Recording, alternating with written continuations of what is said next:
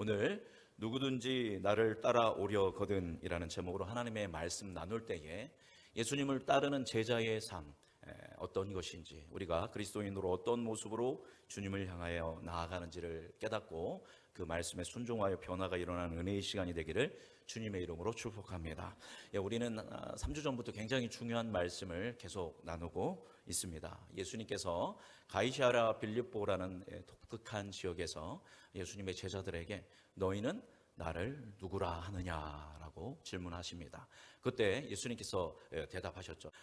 내가 이 반석 위에 내 교회를 세우르니 음부의 권세가 이기지 못하리라. 베드로가 주는 그리스도시요 살아계신 하나님의 아들이십니다라는 그런 훌륭한 고백을 하자 예수님께서 베드로를 칭찬하죠. 야, 이거 정말 네가 복이 있다. 너가 이렇게 고백한 것은 네가 한 것이 아니라 하나님께서 너에게 지혜를 주신 것이다 라고 하며 칭찬하시면서 귀한 약속을 해주시는데, 믿음의 그 고백의 반석 위에 예수님의 교회를 예수님께서 세우실 것인데 그 예수님의 교회를 음부의 권세가 이기지 못할 것이다 라고 말씀하십니다. 예수님께서는 이 교회를 이 베드로와 제자들에게 세워지게 될 것을 약속하시면서 첫 번째 뭐의 열쇠를 주십니까? 천국의 열쇠를 주십니다. 예수님께서 하늘의 뜻이 이루어진 것처럼 땅에서도 하나님의 뜻이 이루어지도록 제자들에게 천국의 열쇠, 하나님의 예수 그리스도의 권위를 위임해 주십니다. 그 천국의 열쇠 하나님의 그 은혜는 무엇입니까? 그 다음 보게 되면 무슨 권세? 메고 푸는 권세를 주셨다라는 겁니다. 누구에게? 바로 교회에게 천국의 열쇠를 주시고 메고 푸는 권세를 주셔서 우리가 이 땅에서 매면 어디에서도 매여 있고 하늘에서도 매여 있고, 우리가 이 땅에서 풀면 어디에서도 풀린다? 하늘에서도 풀린다라는 것입니다. 이러한 권세를 누구에게 주셨다?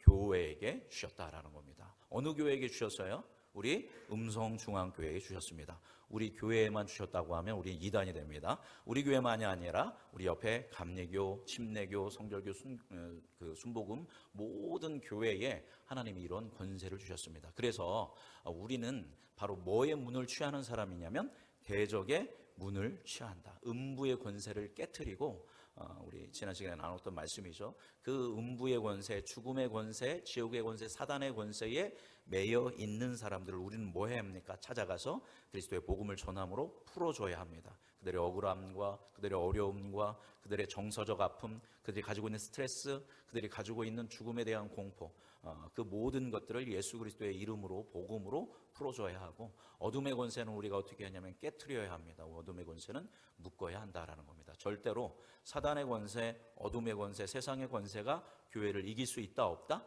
이길 수 없다라고 누가 약속해 주셔서요?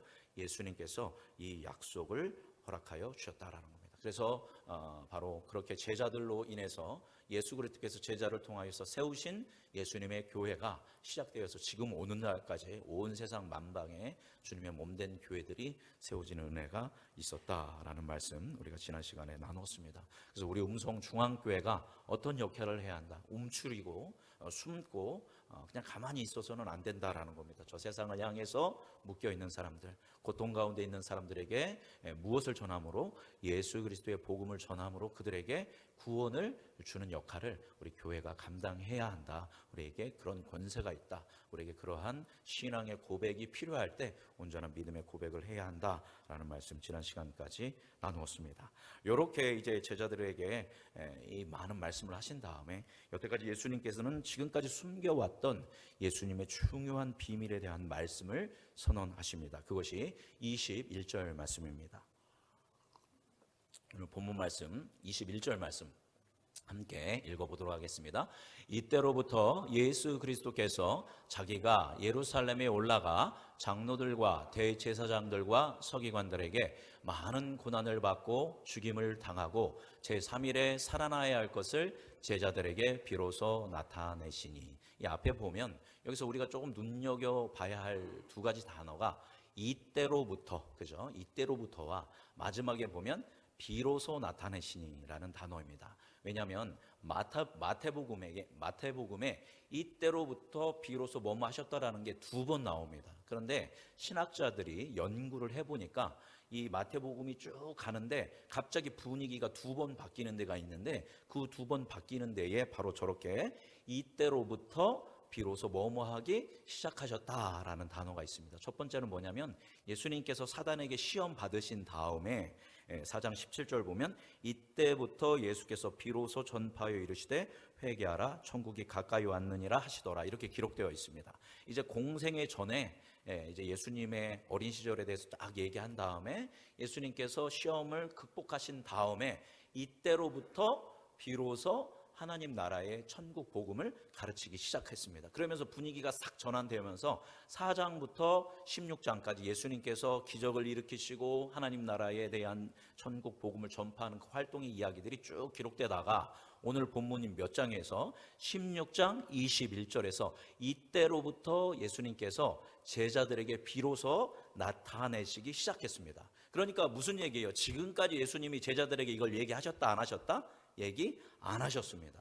그런데 베드로가 주는 그리스도시요 살아계신 하나님의 아들이십니다라는 훌륭한 신앙 고백을 하고 이제 교회가 세워질 거다라는 예언의 말씀하신 다음에 야 이제 얘들이 준비됐구나. 그러면 여태까지 내가 얘기하지 않았던 하늘의 비밀, 구원의 비밀에 대해서 이제 이야기해야겠구나 하면서 이때로부터 비로소 예수님께서 말씀하십니다. 그러니까 이게 굉장히 중요한 얘기입니까? 별로 안 중요한 얘기입니까?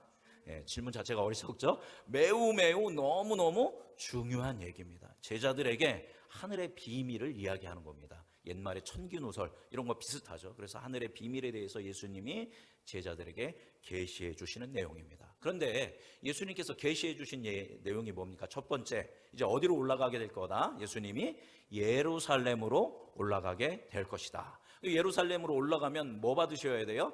환영받으시게 될 것 같은데, 그런데 올라가면 어떤 일이 일어난대요? 두 번째로 장로들과 대제사장들과 서기관들, 수많은 종교 지도자들에게 예수님 뭐를 받은대요? 많은 고난을 받는다라는 겁니다. 축복을 받고 환영을 받는 게 아니라 뭐를 받게 될 거야? 내가 이제 예루살렘, 이제 서울로 올라가서 종교 지도자들에게 내가 고난을 받게 될 거야. 근데 고난 받는 거에서 끝난 게 아니에요. 뭐도 당하게 된다고 해요? 죽게 될 거야. 나는 죽게 돼 이제. 그렇지만 거기서 또 끝나지 않죠. 죽은 다음에 어떤 일이 일어날 거라고 이야기합니까? 제3일 만에 살아날 것. 3일 만에 살아나는 것을 뭐라고 합니까? 부활이죠. 내가 고난당하고 죽고 부활하게 될 거야. 이때 처음으로 누구한테 얘기한 거예요? 제자들에게 이야기한 겁니다. 십자가의 죽음과 부활의 사건에 대해서 예수님이 처음으로 제자들에게 마태복음 몇 장이 돼서야, 1장부터 시작해서 몇 장이 돼서야 16장이 돼서야 내가 죽고 부활하게 될 거야 라는 이 말씀을 전하십니다. 그러니까 크게 세 가지로 얘기하면 예수님이 이 땅에 오신 이유에 대해서 이야기한 거예요. 하나님이셨던 하나님의 아들이신 예수님이 성육신 하셔서 인간의 몸을 입고 낮고 천한 곳으로 오신 이유, 바로 세 가지인데, 뭐를 받는다? 첫 번째, 고난을 받는다. 두 번째, 고난을 받다가 어떻게 된다? 죽게 된다. 십자가에 죽게 된다. 세 번째, 그런데 어떻게 된다? 부활하게 된다. 고난당하게 되고 죽게 되고 부활하게 된다. 이것을 한마디로 이야기하면 뭐라고 하냐면 바로 복음이라고 합니다. 복음. 왜냐하면 이 예수님이 고난당하시고 죽고 부활하심으로 인해서 우리가 뭐 받을 수 있게 된 겁니까?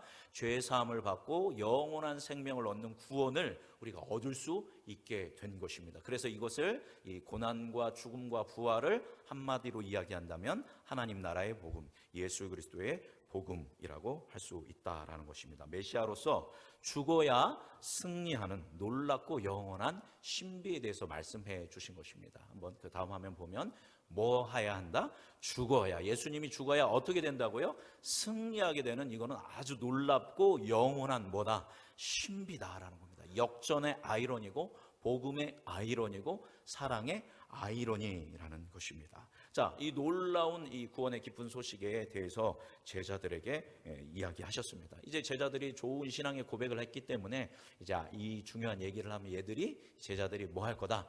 알아들을 것이다. 예수님은 기대하셨던 겁니다. 자, 그러면 제자들이 정상적이라면 어떻게 반응해야 합니까? 예수님 그 얘기를 잘 이해할 수가 없습니다. 죽었다가 부활한다는 건 어떤 의미입니까? 이렇게 물어봐야 하고, 또 어느 정도 영적으로 이제 구약에 대해서, 이사야에 대해서 이런 많은 말씀을 알고 있다면 바로 그 구약에서 예언된 그 고난받는 종, 그걸 이루시겠다는 말씀이군요, 이렇게 해야 됩니다. 왜냐하면 우리가 잘 아는 이사야 53장 4절 보면 그는 실로 우리의 질고를 지고 우리의 슬픔을 당하였거늘 우리가 생각하기를 그는 징벌을 받아 하나님께 맞으며 고난당한다 하였노라. 그가 찔림은 우리의 허물 때문이요 그가 상함은 우리의 죄악 때문이라. 그가 징계를 받음으로 우리는 평화를 누리고 그가 채찍에 맞음으로 우리는 나음을 받았도다. 우리는 다 양 같아서 그릇 행하여 각기 제 길로 갔거늘 여호와께서는 우리 모두의 죄악을 그에게 담당시키셨도다. 예수님이 채찍에 맞으시고 찔림을 당하시고 죽으심으로 인해서 우리가 평화를 누리고 우리가 회복되어지고 우리가 죄에서 구원을 받는다라는 이 이사야의 예언이 있었던 것입니다. 바로 예수님이 이야기하시는 죽어야 승리하는 이 놀랍고 신비한 영원한 이 신비의 말씀은 이미 계시되어져 있었던 거죠. 그러면 제자들은 주님 그날이 왔군요, 우리가 주님과 함께 하겠습니다 라고 해야 정상적인 반응인데 제자들이 어떻게 반응했습니까? 22절 말씀 같이 읽어보겠습니다. 시작. 베드로가 예수를 붙들고 항변하여 이르되 주여 그리 마옵소서, 이 일이 결코 주께 미치지 아니하리이다. 예수님께서 우리를 구원하기 위해서 고난당하고 죽고 부활한다는 말씀을 하셨는데 베드로가 먼저 예수님을 뭐 했대요? 붙들었다라는 겁니다. 원어로 보면 곁으로 데리고 가다, 이런 뜻이에요. 우리가 이 단어에서 여러 가지를 상상할 수 있습니다. 예수님이 설교하고 있는데 갑자기 제자 베드로가 누구를 붙드는 거예요? 예수님을 말로만 한 게 아니라 붙드는 거예요. 그 뜻까지 한다면 곁으로 뭐 하여? 끌고 간 겁니다. 예수님을 막 끌고 간 거예요. 이제 그것이 기록되어 있지 않지만 이 원어로 보면 곁으로 데리고 가다, 붙잡고 뭐 했대요?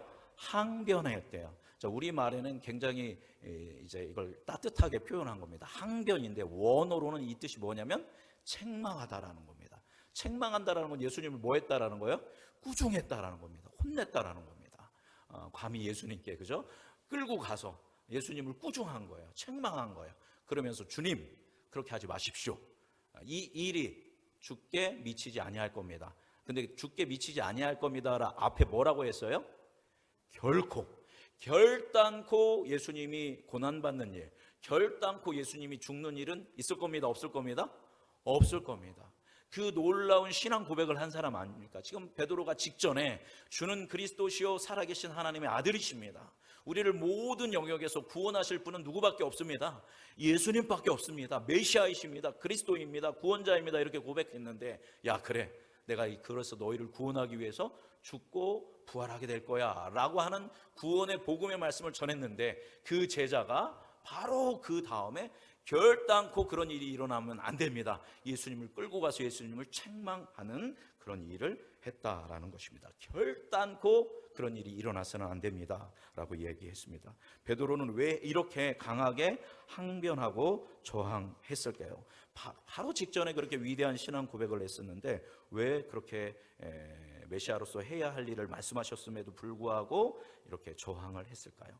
그의 관점에서 메시아가, 그리스도가, 구원자가 고난당한다는 것, 죽는다는 것은 있을 수 없는 일이었다라는 겁니다. 우리가 잘 알듯이 유대인들은 오랫동안 자기들을 구원할 메시아 그리스도를 기다려 왔습니다. 메시아가 오시면 이스라엘의 놀라운 구원의 역사가 일어날 것을 기대했습니다. 그렇기 때문에 메시아는 승리자여야 한다는 거죠. 그렇기 때문에 예수님이 오셔서 로마로부터 이스라엘을 구원해 주시고 타락한 종교 지도자들로부터 해방을 시켜 주시고 경제적인 안녕과 번영을 가지고 오며 새하늘 새 땅을 열어주어야 하는 존재가 누구예요? 메시아이고 지금 앞에 있는 예수님이신 것입니다. 그리고 이 베드로와 제자들이 지금까지 예수님이랑 3년 동안 잘 지내오면서 보니까 분명히 예수님은 그런 일을 할 만한 능력을 가지고 계신 분이다. 그것을 충족하기에 부족함이 없는 분이라고 그들은 여겼을 것입니다. 특히 베드로는 그렇게 여겼을 것입니다. 그래서 예수님은 승리해야 하고 예수님은 정복해야 하는 분이신 것입니다. 그런데 이 중요한 시점에 지금까지 예수님께서 그 수많은 사람들을 구원하고 놀라운 부흥운동을 일으키신 분이 이제 일어나서 그 메시아로서의 역할을 감당하기만 하면 되는 이 시점에 갑작스럽게 내가 뭐 받는다?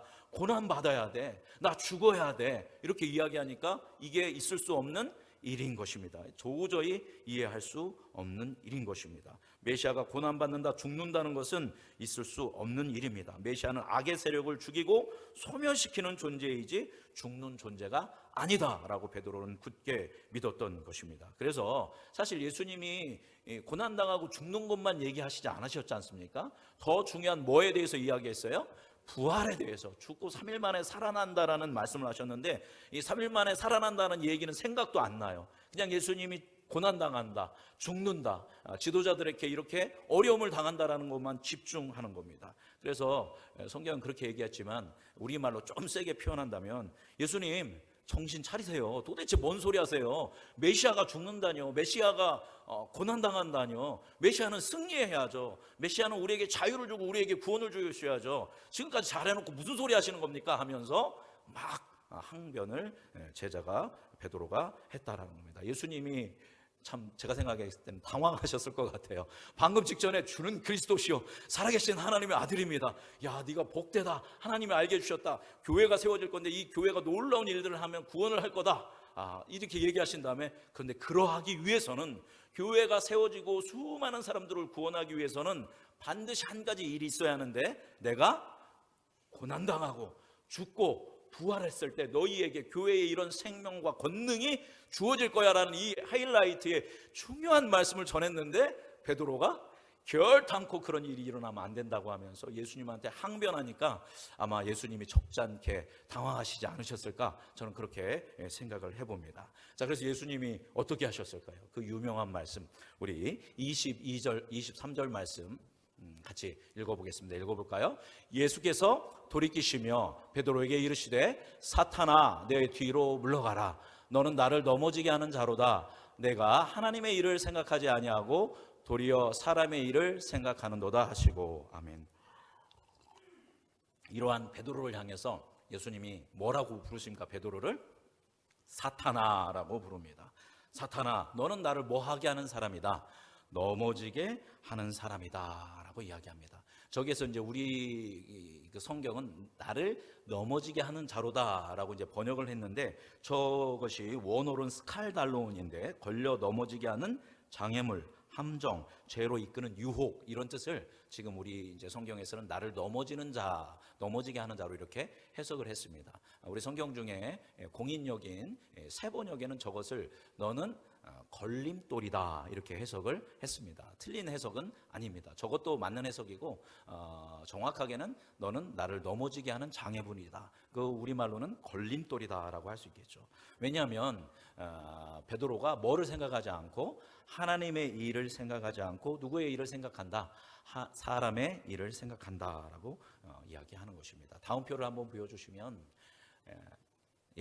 앞서서 마태복음 16장 16절에 주는 그리스도시요 살아계신 하나님의 아들이십니다라는 위대한 신앙 고백을 했는데, 16장 23절에서는 결탄코 앞서 22절에 그런 일이 일어날 수 없습니다 라고 하고, 예수님께서는 너는 사탄과 같다, 너 물러가라, 이러한 이야기가 일어납니다. 앞에서 주는 그리스도시요 살아계신 하나님의 아들이시라는 믿음의 고백을 했는데, 그 반석 위에 교회가 세워지고, 베드로 페트로스라는 이름이 뭐의 뜻을 가지고 있어요?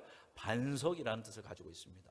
베드로가 그런 반석과 같은 믿음의 고백, 위대한 고백을 했는데, 그래서 반석인데, 그죠? 그가 무슨 돌이 된 거예요? 이번에는 예수님을 넘어지게 하는 걸림돌이 된 겁니다. 왜냐하면 이전에는 뭐의 일을 생각했는데? 하나님의 일을 생각했는데, 바로 16장 22절 23절을 보면 뭐의 일을 생각하게 됐다? 사람의 일을 생각하게 됐다라는 것입니다. 단 몇 분 만에 일어난 일입니다. 그래서 지난 시간에 제가 말씀드렸던 베드로가 교회에게 반석이 되는 위대한 신앙 고백은 하였지만, 교회의 반석이 될 수는 없는 이유가 바로 이 말씀입니다. 예수님에 대한 베드로의 기대, 희망, 믿음은 무엇이었을까요? 내가 예수님을 믿으니까 예수님이 우리 안에 어떤 이런 일을 할 거라는 예수님을 향한 기대와 희망과 믿음이 있었을 건데, 그것은 당시 세속적인 메시아관과 전혀 다를 것이 없었다라는 겁니다. 베드로 역시 예수님께서 정치적인 해방을 주시고, 경제적인 풍요를 주시고, 군사적 파워를 주시고, 종교적 구원을 줄 거라는 그런 세속적인 인간들이 추구했던 것을 바로 베드로도 그대로 추구했다라는 것입니다. 즉 하나님의 일을 생각한 것이 아니라 누구의 일을 생각했다? 사람의 일을 생각했다라는 겁니다. 이걸 다시 한번 이야기한다면 베드로가 예수님이 하시는 기적을 보고 예수님이 하시는 말씀을 들었어요. 그죠? 그리고 믿었어요. 그러면 예수님이 나에게 그리고 우리 이스라엘에 이 세상에 이런 일을 하겠구나라는 기대감이 있을 것이고 소망이 있을 것이고 그러한 믿음이 생겼을 것이다 라는 것입니다. 여러분도 예수님 잘 믿으시죠? 성부, 성자, 성령 삼위일체 하나님 믿으시죠? 그럼 믿으면 여러분한테 하나님께서 나에게 우리에게 이 세상에 이런 일을 해주시겠지라고 하는 뭐가 있습니까? 기대가 있고 그러한 소망이 있습니다. 그게 무엇이 되는 거예요? 믿음이 되는 겁니다. 그래서 주님 그 소망을 그 기대를 이루어 주옵소서라고 하는 것이죠. 베드로에게도 그게 있었다라는 겁니다. 그런데 베드로는 이 예수님이 하신 말씀과 모든 행동을 자신에게 있어서 베드로에게 있어서 최고의 것과 최상의 것으로 해석하고 믿고 기대했다라는 겁니다. 다른 말로 이야기한다면 누구가 좋아해야 돼요? 베드로가? 내가 좋아해야 돼요. 그래서 예수님의 말씀이 나한테 어떤 게 최상이 되고 최고의 것이 될까 기대했는데 그것은 바로 제자로서의 권익을 기대했다라는 겁니다. 내가 예수님의 제자이니까 이 정도의 권리는 있지. 권익이라는 게 먼저 권리죠. 그 다음에 이익은 뭐니까? 이익이죠. 내가 예수님을 믿으니까 제자로서 이러한 이익은 있겠지라고 하는 제자로서의 권익에 대한 부분에 기대감이 있었다라는 겁니다. 자기의 모든 것을 버리고 예수님을 따르고 예수님께 열심히 충성했으니까 내가 그 12제자 중에서도 그래도 수제자감이니까 예수님이 나에게 주시는 권리가 있고 나에게 주시는 이익이 있고 내가 기대하는 이런 것들이 나한테 일어날 거지라는 소망이 있었던 겁니다. 베드로에게 그런 게 있었죠. 그런데 그게 세상적인 가치인 겁니다. 그런데 예수님이 지금 뭐 하시게 돼요? 고난당하시고 죽으시겠다라는 겁니다. 그러면 뭐에 문제가 생깁니까? 나의 권리와 나의 이익에 문제가 생기는 겁니다. 내가 소망하고 기대했던 것이 이루어지는 게 아니라 정반대로 이루어지는 겁니다. 그죠? 그러니까 예수님 죽으시면 돼요? 안 돼요? 안 됩니다. 예수님은 살아야 돼요. 예수님은 살아서 정복해야 돼요. 예수님은 살아서 이 세상의 왕이 되어야 돼요. 그래서 예수님 영광 받으셔야 돼요 라고 하면서 그렇게 하면 나도 그래도 수제자니까 예수님께서 권리도 주시고 이익도 주시겠지, 저 무리들과는 다른 뭔가 특별한 것은 주시겠지라는 기대와 소망이 있는데 갑자기 고난당하고 죽으신다고 하면 내 이익 소망 다 없어지니까 절대 안 될 일이라고 베드로는 그렇게 생각을 했다라는 것입니다. 자, 바로 누구도 그러냐면 많은 현대의 그리스도인도 하나님을 믿을 때 그렇게 믿는 경향이 있다라는 겁니다. 여러분, 하나님을 믿으면 나한테 이런 일이 일어나겠지, 주님 이런 일들을 해주십시오, 이런 것들을 고대하는데 알고 보면 그게 온전히 내가 소망하고 기대하는 게 누구를 위한 것이 되어야 합니까? 하나님의 영광을 위한 것이 되어야 하는데 자꾸 그걸 누구를 위한 것으로 해석을 해요? 나를 위한 것으로 해석합니다. 내가 예수님 잘 믿으니까 건강해야죠. 내가 예수님 잘 믿으니까 내 삶의 문제들을 해결해 주시고, 내가 예수님 믿으니까 내 삶에 만사형통이 일어나게 해 주십시오라고 기도하는 겁니다. 그걸 기대하고 믿어요. 근데 예수님이 나를 믿으면 나는 어때? 고난당해. 나는 죽어. 그리고 심지어 이따 보면 되겠지만, 보시면 알겠지만 너도 뭐 해야 돼? 고난당해야 돼. 너도 죽어야 돼. 그러면 여러분은 어떻게 하시겠어요?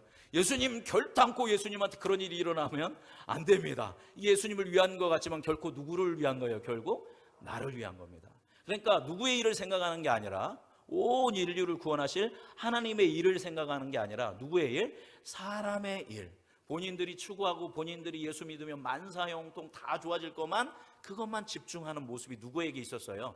베드로에게 있었다는 겁니다. 그래서 예수님께서 그 정확한 복음, 베드로만이 아니라 온 인류를 구원할 예수님의 고난과 죽음과 부활의 복음을 듣고도 베드로가 이와 같이 반응했다라는 겁니다. 이것은 우리가 잘 새겨들어야 하는 말씀입니다. 건강한 그리스도인이 되기 위해서 물론 주님 복 주시죠. 물론 주님이 형통하게 해주시죠. 그러나 우리가 예수님을 믿는 목적은 그게 절대 아니라는 겁니다. 우리가 바라보고 우리가 따라야 할 주님 한 분만으로 만족하며 우리는 나아가는 사람들이다라는 거죠. 그래서 예수님이 24절에서 중요한 제자도에 관한 말씀을 하십니다. 자, 같이 읽어보겠습니다. 이에 예수께서 제자들에게 이르시되 누구든지 나를 따라오려거든 자기를 부인하고 자기 십자가를 지고 나를 따를 것이니라. 아멘. 여러분, 예수님을 믿는 사람들은 다 예수님의 제자가 되는 사람들입니다. 제자는 뭐 하는 사람이냐면 스승에게 배우는 사람인 동시에 스승을 뭐 하는 사람이냐면 따라가는 사람입니다. 여러분은 다 예수님을 믿는 예수님의 성도이고 예수님의 백성이고 예수님의 제자입니다. 그러면 계속 여러분은 예수님한테 뭐 해야 돼요? 배워야 합니다. 마태, 마가, 누가, 요한 그리고 성경을 통해서 예수님이 여러분에게 말씀하시는 것을 죽을 때까지 계속 배우셔야 돼요. 배우는 거에서 은혜 받는 것에서 끝나면 안 됩니다. 제자는 뭐 해야 돼요? 따라가야 돼요. 그래서 예수님이 여러분에게 누구든지 나를 따라오려거든. 자, 여기 앉아 계신 분 중에서 예수님 안 따라갈 사람 한번 손 들어 보십시오. 예, 다 따라가시겠군요. 그죠? 당연히 예수 믿는다라는 것은 예수님 따라 어디까지 가는 거예요? 하나님 나라까지 가는 겁니다. 예수님 안 따라가면 갈 수가 없는 곳입니다. 여러분, 하나님 다 예수님 따르시죠. 그죠? 예수님 따라오려면 뭐 하래요? 자기를 부인하고 뭐를 지고? 자기 십자가를 지고. 누구를 따라오래요? 나를 따라와라 라고 이야기하고 계십니다. 여러분, 자기를 부인하고 자기 십자가를 지고 따라간다라는 것은 무슨 의미입니까? 첫 번째, 자기의 권익을 내려놓은 겁니다. 내가 가지고 있는 권리, 내가 가지고 있는 이익, 여러분 지금 여러분이 가지고 있는 자리에서, 여러분의 삶의 자리에서 당연히 이건 내 거야, 당연히 이건 내 권리야, 이걸 아무도 침해하면 안 돼. 심지어 누구도 침해하면 안 돼요. 하나님도 침해하면 안 돼. 하나는 권리와 권익, 이익 이런 것들이 있을 건데, 그런 권익을 자기를 부인한다는 것은 뭐 하는 겁니까? 내려놓는 것입니다. 당연한 권리, 당연한 이익, 당연한 기대를 포기하고 이것을 누구를 위해서? 하나님을 위해서, 예수 그리스도를 위해서, 하나님 나라를 위해서 나의 이런 모든 권리와 이익을 내려놓고 주님을 따라가는 것입니다. 두 번째, 자기를 부인한다는 것은 내가 어떤 존재인지를 인정하는 것이다 라는 겁니다. 나는 아무것도 아니라는 것이 자기 부인입니다. 예를 들어서 제가 목사인데 설교하면서 막 제 자랑하고 한다면 큰일 나겠죠. 나는 아무것도 아닙니다. 누가 없다면? 내 안에 하나님이 없다면, 내 안에 예수 그리스도가 없다면 아무것도 아닙니다. 나의 나다는 것은 오로지 하나님의, 예수님의 은혜입니다. 나는 예수님 안에 거할 때 유의미한 존재이며, 나아가서 예수님 안에 거할 때 나는 보배롭고 존귀한 존재입니다. 그러나 내 안에 예수님이 없다면 나는 아무것도 아닙니다. 주님, 오늘도 내 안에 임하시고 내가 주님을 신뢰하오니 나를 이끌어 주옵소서. 그것이 자기를 부인하는 겁니다. 자기가 죄인된 존재인 것을 인정하는 것입니다. 자기를 부인하는 것은 우리 마태복음 5장에 있는 팔복, 심령이 가난하게 애통하는 마음으로, 온유한 마음으로, 긍휼히 여기는 마음으로, 의에 줄이고 목마른 심령으로, 의를 위하여 박해를 받는 자세와 태도로 하나님을 향하여 나아가는 것이 자기를 부인하는 것입니다. 예수님을 위해, 하나님의 나라를 위해 자기 십자가를 지고 자기 부인을 통해 불이익을 당하는 겁니다. 나의 권리가 침해되고 나의 이익이 빼앗겨지는 일들이 일어나는 것입니다. 예수님이 십자가를 지셨듯이 예수님의 나라를 위하여, 하나님의 나라를 위하여 십자가를 지는 것입니다. 예수님이 죽으셨듯이 우리도 죽는 것입니다. 왜냐하면 제자는 배우는 자인 동시에 예수님을 따라가는 자이기 때문입니다. 여러분, 이렇게 끝난다면 비극 같지 않습니까? 이렇게 끝난다면 우리가 과연 따라야 하는가, 그렇게 고민이 될 것입니다. 그때 어떤 일이 일어날까? 우리가 자기를 부인할 때, 십자가를 지고 예수님의 길을 따라갈 때 어떤 일이 일어납니까? 사람들은 예수님이 고난당하고 죽는 것만 집중해요. 그죠? 예수님이 고난당하고 죽는 곳에서 끝나는 게 아니시지 않습니까? 예수님은 어떻게 하신다고 했습니까? 다시 살아나신다, 부활하신다 이야기하셨습니다. 25절 읽어보겠습니다. 시작. 누구든지 제 목숨을 구원하고자 하면 잃을 것이요, 누구든지 나를 위하여 제 목숨을 잃으면 찾으리라. 아멘. 누구든지 자기중심적이고 자기의 이기적인 것들을 위해 자기를 구원하고자 한다면 그 사람은 생명을 잃게 될 것이다. 그러나 누구를 위하여? 주님을 위하여, 예수 그리스도를 위하여, 하나님을 위하여, 하나님의 나라를 위하여 제 목숨을 잃으면 어떻게 될 것이다? 찾아내게 될 것이다 라는 것입니다. 예수님께서 죽으심으로 생명을 구원하신, 죽음으로 인해 부활하시는 영광의 권능이 예수님의 길을 따르는 제자들에게도 동일하게 이루어진다라는 귀한 약속입니다. 부활을 위해서는 먼저 뭐가 필요해요? 죽어야 부활의 세계가 이루어지는 것입니다. 죽어야 승리하는 놀랍고 영원한 신비의 말씀이다라는 겁니다. 저거 한번 우리 앞에 있는 거 읽어볼까요? 시작. 죽어야 승리하는 놀랍고 영원한 신비, 역전의 아이러니, 복음의 아이러니, 사랑의 아이러니라는 겁니다. 예수님이 죽으시고 부활하셨을 때 어떤 일이 일어나셨습니까? 예수님은 모든 하늘의 영광, 하나님의 영광을 다시 찾으시고 어떻게 되셨어요? 승천하셔서 영광 받으시며 하나님 우편에 앉게 되셨다라는 것입니다. 그러한 놀라운 부활의 영광, 하나님의 권세, 하나님의 생명의 권능을 누가 우리에게 주신다는 거예요?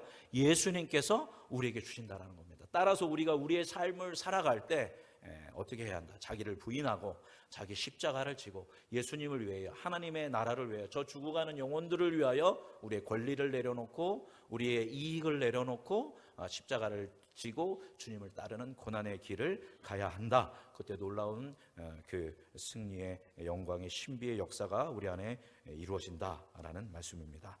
말씀 마무리하도록 하겠습니다. 2023년 우리 교회 표 한번 읽어볼까요? 시작. 신앙생활에서 생활신앙으로, 신자에서 제자로. 아멘.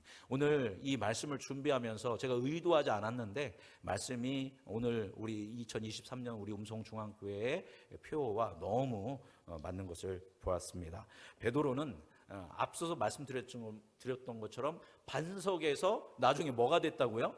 걸림돌이 됐습니다. 베드로는 최고의 극찬을 받았어요. 야, 너 훌륭하다. 극찬을 받았는데 그 다음에 곧바로 뭐라는 꾸중을 들었습니까? 사탄이라는 최악의 꾸중을 들었습니다. 왜냐하면 베드로는 자신이 생각하는 희망, 자신이 소망, 자신의 기대, 믿음을 투사한 신앙생활을 했기 때문입니다. 여러분, 신앙생활이 무조건 나쁜 거 아닌 거 아시죠? 여기서 신앙생활이라는 건 자기중심적인 어떤 종교적 행위를 이야기하는 겁니다. 그러니까 베드로는 예수님 믿으면 이런 거를 기대하는 신앙생활을 했던 사람이었다라는 겁니다. 그리고 예수님을 따르고 예수님을 믿고 예수님의 제자 같았지만 사실 예수님의 제자라기보다도 신자였습니다. 어떤 신자였어요? 내가 기대하고 내가 소망하고 내가 희망하는 것이 예수님을 통해서 이루어질 거라는 어떤 그런 신자적인 그런 삶을 살았다라는 겁니다. 하늘의 일을 생각한 것이 아니라 하나님의 일을 생각했다라는 겁니다. 이 말씀을 연결해서 이야기한다면 생활신앙은 무엇입니까? 바로 예수님께서 자기를 부인하고 자기 십자가를 지고 나를 따라라는 말씀을 우리가 받으면서, 교회만이 아니라 가장 중요한 건 어디냐면 여러분의 가정, 여러분의 일터, 여러분의 일상 속에서 누구의 뜻을 살아가야 한다? 예수님의 뜻을 따라 살아가야 한다라는 겁니다. 이게 자기를 부인하고 자기를 십자가를 지고 따르는 생활 신앙이라는 겁니다. 여러분 앞으로 이제 삶에서 가정에서 직장에서 얼마나 억울한 때 많습니까? 그죠? 억울하실 때 많죠. 남편 때문에 억울하시잖아요. 아내 때문에 억울하잖아요. 속 터지잖아요. 막 분노해서 막 말을 하고 싶지 않습니까? 그럴 때 우리는 어떻게 해야 돼요? 자기를 부인하고 자기 십자가를 지고, 그럼에도 불구하고 배우자에 대한 기대, 그리고 배우자에 대한 지지, 응원, 그리고 배우자가 하나님 안에 잘 설 수 있도록 배우자를 위해서 기도해야 한다는 겁니다. 자녀들을 향해서도 답답하실 수 있습니다. 그죠? 답답하더라도 그 마음을 내려놓고 예수 그리스도의 사랑으로 용납하고 용서하고 지지하는 겁니다. 여러분, 직장 생활하다 보면 상사나 또 상사가 속썩일 때, 또 밑에 사람이 말 안 들을 때 얼마나 화가 나고 속상합니까? 그럴 때 어떻게 해야 돼요? 막 상사한테 따지고 요목조목 따지고, 그 부하 직원한테는 너 이거 잘못해가지고 꼼짝 못하게 하고, 그렇게 유능하게 일하는 것이 세상의 가치지만 하나님께서는, 예수님께서는 그럼에도 불구하고 그를 용납하고 지지하고 인격적으로 대하면서 그리스도의 사랑으로 그가 일어설 수 있도록 돕는 것이고, 나아가 복음을 증거하는 삶. 그래서 우리가 우리의 마음, 우리의 권리라고 생각하는 것, 우리의 이익이라는 것을 생각하는 것을 희생하고 헌신하고 예수 그리스도의 죽으시고 고난당하시고 부활하시는 이 복음을 가지고 일상 속에서 모든 사람들을 대하며 살아가야 한다라는 것입니다. 이것을 무슨 신앙생활에서 무슨 신앙이다? 생활 신앙이라는 겁니다. 교회에서만 열심히 하는 거 의미 없습니다. 여러분이 생활 속에서 그리스도인으로 살아가는 것이 자기를 부인하고 자기 십자가를 지고 따라가는 겁니다. 또 신자에서 뭐가 돼야 한다고요? 제자가 돼야 합니다. 교회만 열심히 하고 비나이다 이거는 신자 같은 삶입니다. 그것이 아니라 누구를 따르는 삶? 예수님을 따르는 삶. 예수님이 사랑하셨던 것처럼, 예수님이 희생하셨던 것처럼, 예수님이 헌신하셨던 것처럼 가정에서, 우리의 일터에서 희생하고 헌신하고 그렇게 주님의 뜻을 이루어가는 삶이 누구의 삶이다?